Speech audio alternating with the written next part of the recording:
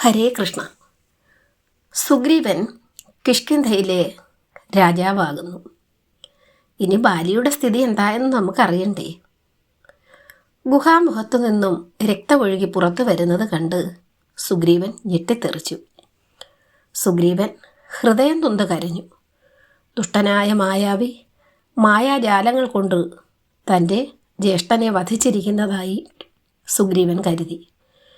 ഗുഹയ്ക്കുള്ളിൽ പാഞ്ഞു കയറി ചെന്നു ക്രൂരനായ മായാവിയെ നിഗ്രഹിച്ചാലോ എന്ന് സുഗ്രീവൻ ഒരു നിമിഷം ചിന്തിച്ചു. പെട്ടെന്ന് ജ്യേഷ്ഠൻ പറഞ്ഞ വാക്കുകൾ അയാൾ ഓർത്തു.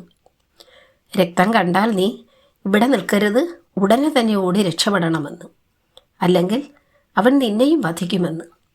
ആ വാക്യം സുഗ്രീവൻ ഓർത്തുകൊണ്ട് ജ്യേഷ്ഠന് നിറവേറ്റാനാവാത്ത കൃത്യം തനിക്ക് നിർവഹിക്കാൻ കഴിയുകയില്ല, മായാവി രക്ഷപ്പെട്ടാൽ അവൻ ഗുഹയിൽ നിന്ന് പുറത്തു വന്ന് തന്നെയും കിഷ്കിന്ധാവാസികളെയും മുഴുവനും കൊന്നൊടുക്കും, അതിന് അവനെ അനുവദിച്ചുകൂടാ എന്ന് നിശ്ചയിച്ചുകൊണ്ട് സുഗ്രീവൻ ഒരു പടുകൂറ്റൻ പാറ കൊണ്ട് ആ ഗുഹാമുഖം ഭദ്രമായി അടച്ചു.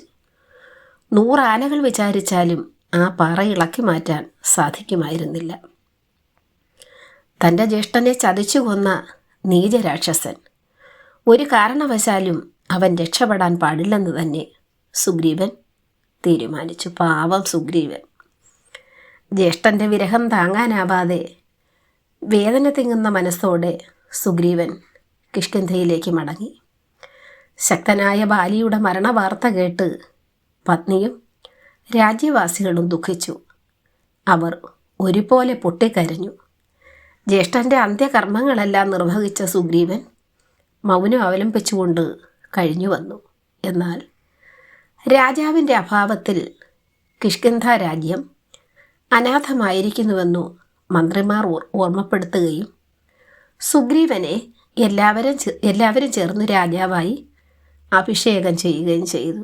ഭഗവാനെ, ഇനിയാണ് അനിയനും ജ്യേഷ്ഠനുമായിട്ടുള്ള യുദ്ധം നടക്കാൻ പോകുന്നത്.